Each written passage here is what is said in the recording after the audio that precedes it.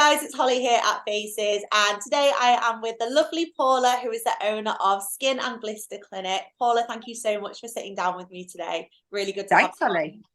You're welcome. So just to kick things off, let's start with talking a bit about your business and how you got into this industry, how you got your business to where it is now, and just give it a little bit of an overview. Yeah, well, I actually joined the hair and beauty industry back when I was like 13 as a Saturday girl, and have always had my finger in the pies of hair and beauty. Yeah. And then as the older I got and the more help I needed along the way, I started, having some aesthetic treatments myself.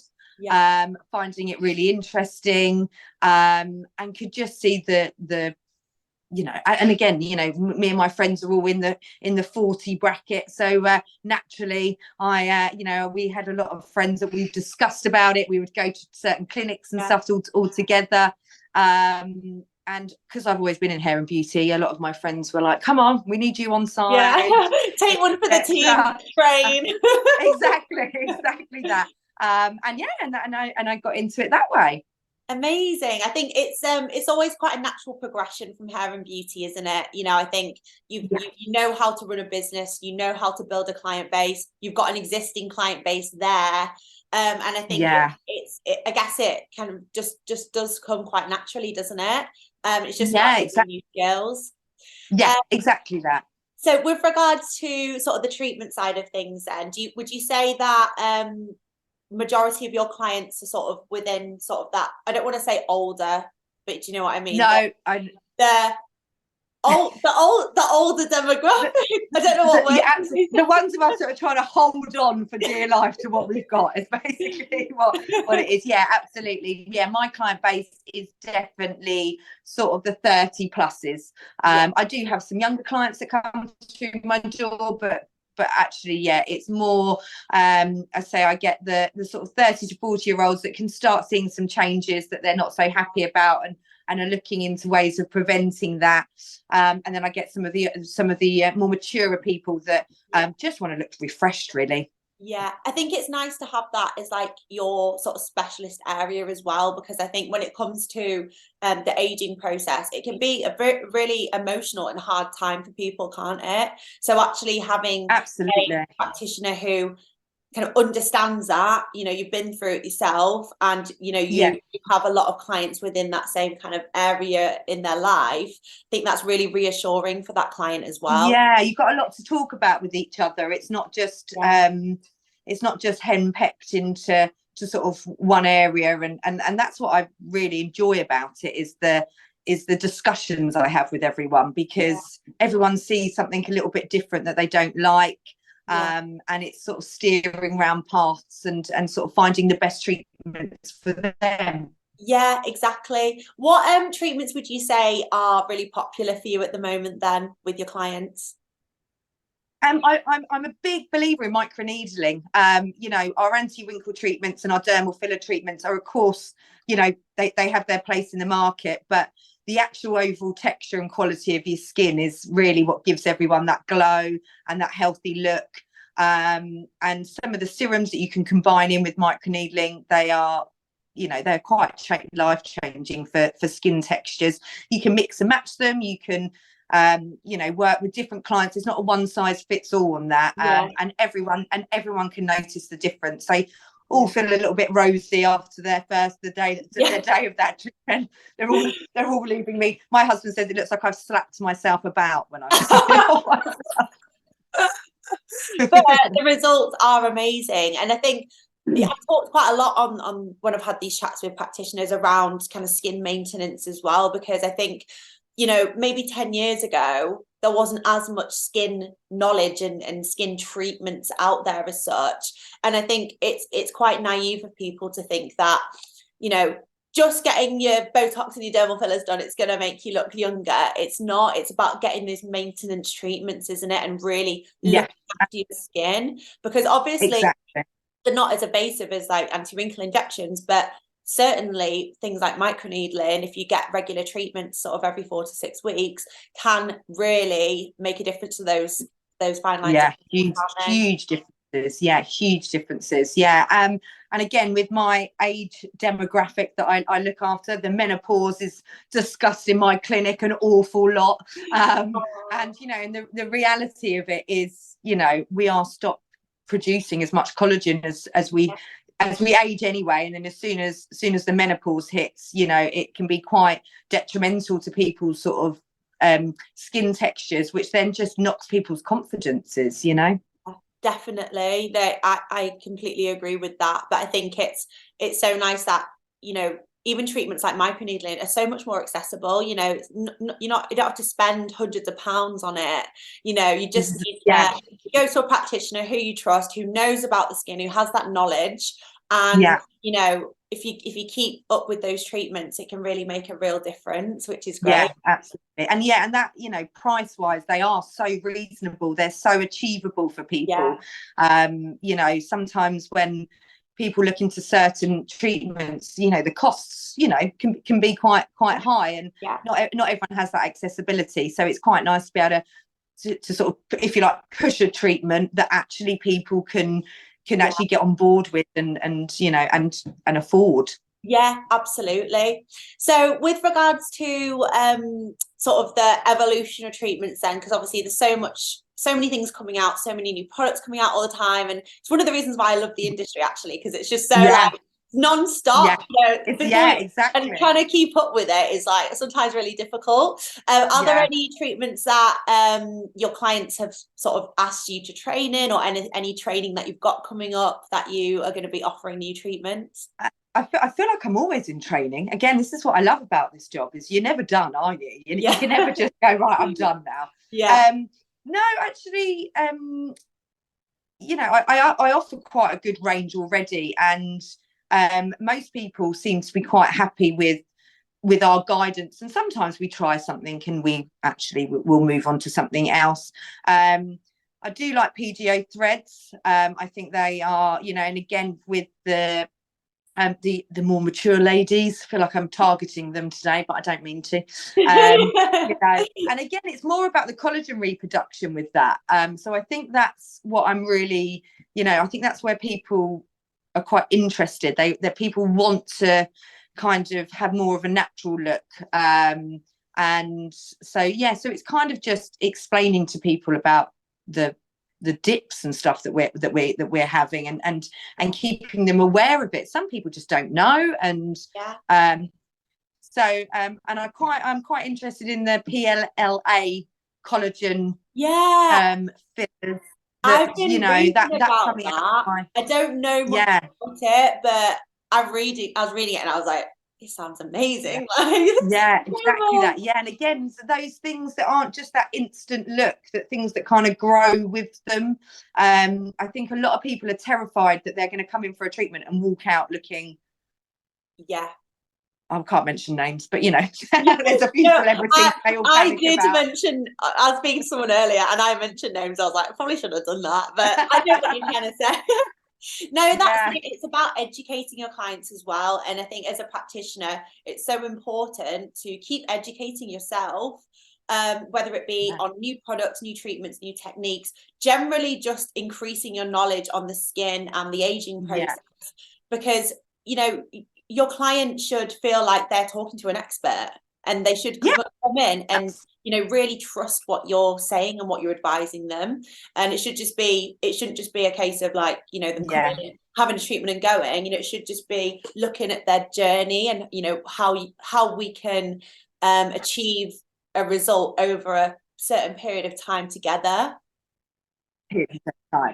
Absolutely. I think that's key, isn't it? I think everything works best, even dermal fillers, it's a layering process is the best technique for it, I find, rather than whacking in loads to begin with and people feeling an instant change. It's kind of getting that layered approach and seeing how things take. A bit of cheek filler can lift a jawline, for instance. People don't take that into account, and so it is everyone needs a little bit of everything in it, if the truth be told. We all want a little bit of everything, but yeah, it's the combination, and like you say, it's just so nice discussing it with people. And everyone has different gripes. Everyone sees something that the person you speak to before wasn't complaining about. And Yeah. but then it does move on, doesn't it? You fix one problem. I say it's like painting the house. You know, I always say that anti-wrinkle, it's like the gateway aesthetics treatment, isn't it? Everyone comes for a forehead, and then they're like, but now I don't like this bit, or now I don't like this bit. That's it. I mean, it's addictive, isn't it? Like it really is. And I think you know, it's important that practitioners do also to say no to people as well. You know, it's very easy to get caught up in, you know, getting treatments. I mean, I've had it myself where I'm like, to have one thing and then I'm like, right, what else can I get? Like, you know, it borders then on body dysmorphia, doesn't it? Yeah, I like know, exactly. Because we all know we're all counsellors too. 100%, Hair beauty and all of that. We've always been. You know, that person's appointment can be the highlight of their week, the highlight of their month. They might be having a stressful time at work, you know, homesteading, got loads of kids. And it's like there's time when they can go, right, I'm going to get some nice treatments, make myself look and feel good, and just have a rant of a practitioner. Yeah, it's so true. I love that, especially because, you know, you've got you most of your clients are sort of within that same age bracket as well. You know, you have the same conversations, and I think it's so nice to build relationships that way as well. What would you say is your kind of favorite aspect of what you do? I know that's quite a broad question. It's definitely the consultations. It's the just giving somebody half an hour to talk about themselves, you know, that kind of, you know, because it leads on to a whole other thing. And and I think it's just that it's all about them for half an hour or however long your consultation goes on about.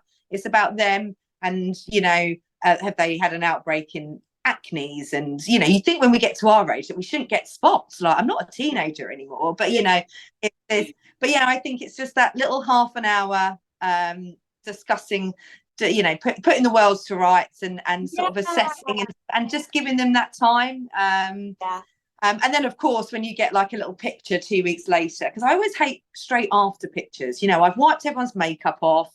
They're a bit swollen. They're a bit, you know, it's never, you know, the straight after ones are always a bit like, whereas when they send me a little update 2 weeks later, like, you know. When they're made up and nice. Exactly. It's just the best. It's just the best. Amazing. So obviously you've used Faces for quite a while now. So Faces is something that you use to really help run your business. Use it daily. Good. That's what I like to hear. What would you say are sort of the features which have really assisted with running your business, and what do you love about the app? I mean, it's just a one-stop shop, isn't it? It's the sense of security. I know that any of the suppliers, wholesalers, prescribers, etc., that I'm linked up to via Faces are registered, authentic. You know, any of us who are on Instagram and we're an aesthetics practitioner, you'll know the millions of followers you get trying to sell you God knows what. I even get them. And so my Instagram's, I'm not a practitioner, so my Instagram is like, it's actually fitness based, funnily enough. I get like a Zempic wholesaler like following. I'm like, oh my God, it's terrifying. Yeah, exactly. Also, a lot of practitioners will fall for that. You know, a lot of them don't have the right education on prescriptions and pharmaceuticals, that there are people who probably think, oh, great, there's a shortage of Ozempic, fantastic, get them on Instagram. Exactly. You know, that's what Faith is. You know, and again, like when you're first starting out, I knew that, and also it's good for your clients because you're sending everything. And that's why I explained to them, I use this portal, you're going to get, you know, you'll get an aftercare document sent to you, and it will show from Faces.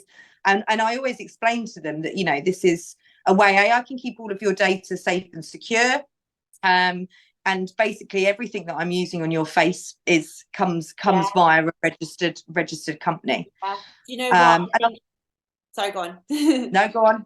No, I was just going to say, I think, like you just pointed out, I think Faces and the industry is at a point now where clients know that if their practitioner is using Faces, they're getting the consent, they're storing their information correctly, Yeah. they're connecting with a registered prescriber, they're ordering authentic products from licensed pharmacies. And Yeah. those things, clients are so much more aware of that now. You know, when I first started getting treatments, like I think I got lip filler when I was like 18, so like 10 years ago for the first time. Like, I didn't think about what they were using in my face. I didn't think about anything. Like, you know, I didn't even consider things. But clients' knowledge, good and bad, of the industry has increased. So I think it's particularly for a non-medical practitioner to be able to say, this is what I use, this is where I order my products from. You know, in order to actually order these products, I need to have insurance. You know, all of those things, they come hand in hand, and it gives that client that real kind of reassurance as well. Yeah, exactly that. Yeah. And also you guys do the hard work. You make sure things are covered in the consent forms, the medical forms, the aftercare forms. You know, we just have to click a button, if you like, as such. And we know that our client has been asked the correct questions for that treatment. They're getting the correct aftercare forms. You know, so why wouldn't you? Why to begin with, I thought, oh, I'll do it all by myself, you know, that good customer contact. And it's quite hard to manage that yourself, remembering to send aftercare forms and things like that. Whereas for, you know, faces, you select what you want, you press send, and there it is. Yeah, exactly. And then obviously when going through the consultation with them in person, you can add your before and after pictures, which get time stamped. You can add your batch numbers, your facial mapping. And the thing is, it's the not new facial mapping on it's great. Sorry, the new update. Yeah, we've updated it so much better, isn't it? Yeah, really, really. I used to have paper that I used to take a photo of. Oh no. Anytime someone mentions pay from, like, no, get on faces. But yeah, it's not. I think it's not all just for convenience. It's there to safeguard you and your patient. So if anything happened, let's say somebody did put a claim in against you, which hopefully never will, but obviously you have to know that it does happen. If you've got everything on faces, you literally just give that to the insurance provider. And everything is prompted. And you know, I know that running a busy clinic, it can be easy to forget your before and afters. It can be easy to, you know, not jot down your batch numbers, but it's literally there in front of you to remind you. Yeah, no, it's brilliant. Absolutely brilliant. Good. I'm really pleased that it's working for you and just helping run your business and keep everything nice and smooth. So just to finish, finally, let's talk about regulation. So obviously we don't know what's happening, but we do know that the government have released the traffic light system, and also asking for everybody to give their personal views, whether they be a practitioner or not, so to help with any decision which is made. So like, if anybody out there hasn't yet filled out the government, please do. Please do. Obviously, it's so important that, you know, you can have your say right now.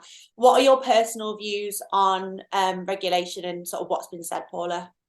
Yeah, I mean, it's obviously a worrying time, isn't it, for any of us? And if the traffic light system goes ahead, there'll be some humongous changes. And there are changes that definitely need to happen. But I just hope it's fair. You know, I just hope what they come back with is fair. I have nothing to hide, so I am happy to, you know, provide any of my clients evidence of insurances, certificates, insurances, how I get rid of my sharps. You know, I have all of those certificates ready to prove. But I also know I'm good at my job, and I do know that I take it really seriously, and I do keep up to date with complications training. I do keep up to date with training and stuff that I'm even already qualified in. So I just hope it's fair. Yeah, I think that's the main thing. And I think the bare minimum that any practitioner, whether you be medic or non-medic, is that you are putting your client safety first. And that is the main thing. And I was speaking to someone earlier, and they were saying it shouldn't be about medic and non-medic. It should be about good and bad practice. And it's so true. So true. True. It's going to say that a medic or non-medics are the only ones that have caused any problems is a pretty nice way of looking at very naive. You know, and but you know, it's just, and it's hard, isn't it? You know, if it's only medical professionals, how do you then work out which area of the medical profession is then still qualified to do aesthetics? Because Yeah, exactly. you know, if I'm a mental health nurse, I wouldn't have had facial anatomy training, but I've got an NHS pin. So yeah, it's I just hope that it's going to be a fair decision.